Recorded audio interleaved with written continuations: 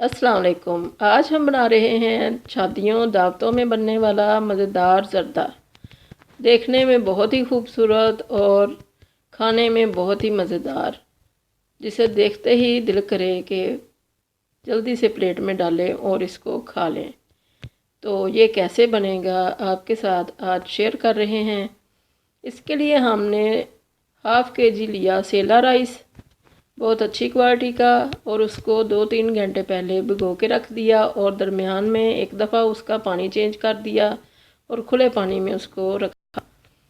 और फिर हमने खुला पानी एक बड़े पतीले में लिया, उसमें 1 टीस्पून भर के कलर डाल दिया जर्दे का, और फिर चावलों को उसमें ऐड कर दिया और इनको इतना पकाया कि ये बिल्कुल फुल गल चुके थे और फुल डन हो चुके थे। तो हमने स्ट्रेनर में डाल के पास रख लिया। अब हम शीरा बनाने लगे हैं। इसके लिए शीरे के लिए इतनी ही चीनी ली जितने हमारे पास चावल थे। तो चीनी में से 2 टेबलस्पून भर के हमने निकाल दिए। अब इसमें फुल कप भर के हमने एक दूध का डाल दिया। ये हमने पौना कप डाला था, बाद में हमने थोड़ा सा और डाल दिया था। और 3 से 4 ड्रॉप्स इसमें केवड़ा एसेंस के डाल दिए। आँच को हमने बिल्कुल हल्का रखा हुआ है ताकि हमारी चीनी अच्छी तरह से मेल्ट हो जाए।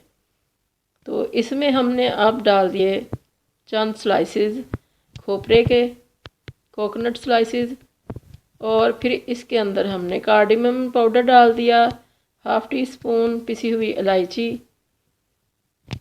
और इसके बाद इसमें हम डालेंगे घी हमने देसी डाला है, और तकरीबन इसमें हमने 1/2 कप डाला है देसी घी का। अगर किसी को देसी घी का फ्लेवर नहीं अच्छा लगता तो वो ऑयल में बना ले, मगर देसी घी से ज़र्दे का और भी जायका बहुत मज़ेदार टेस्टी हो जाता है। तो हमें यही पसंद है, हमने ये डाल लिया। अब फ्लेम को मुसलसल हमने हल्का ही रखा हुआ है। चंद ड्राई फ्रूट्स हमने इसमें डालने हैं। 5 टेबलस्पून भर के हमने किशमिश के लिए थे, 2 के डंडियाँ उतार के उनको डाल दिया, और 5 ही टेबलस्पून हमने बादामों के लिए थे, उनके छिलके उतार लिए और उनको ऐड कर दिया। जैसे ही चीनी का दाना बिल्कुल घुल जाएगा, चीनी बिल्कुल मेल्ट हो जाएगी, तो इसमें हम चावल ऐड कर देंगे। शीरे को ज़्यादा नहीं पकाएंगे।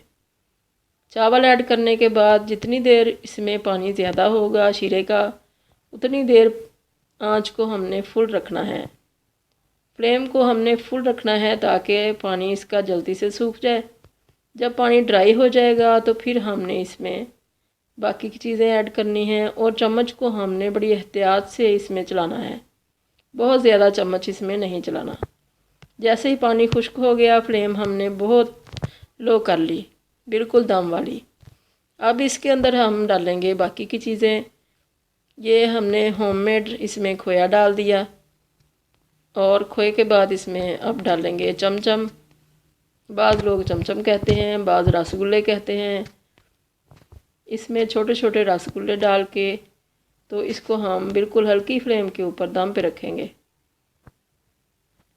इसकी लुक बिल्कुल ऐसे ही आती है जैसे कि देग में पका होता है, और फ्लेवर भी वैसा ही शादियों में जिस तरह से हम खाते हैं। बहुत ही टेस्टी और देखने में बहुत ही अच्छा लगता है, और ये रसगुल्लों का फ्लेवर भी चावलों के अंदर अच्छी तरह से रच जाता है इस तरह। तो अब इसको हमने 15 मिनट बहुत लो आंच के ऊपर दम दिया, और हमारे चावल ज़र्दा राइस तैयार हैं।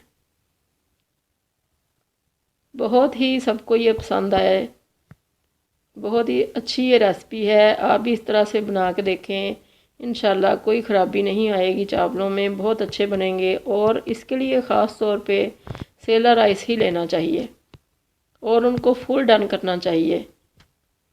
कभी भी उनके अंदर कन्नी ना रखें, फिर वो अकड़ जाते हैं और बिल्कुल भी गलते नहीं हैं। तो लुक इसकी बहुत अच्छी है। इसी तरह के शादियों में रखे होते हैं, तो आप भी इस तरह से बना के देखें। अल्लाह करे आपके बहुत अच्छे बने। दुआओं में याद रखिएगा। अल्लाह हाफिज़।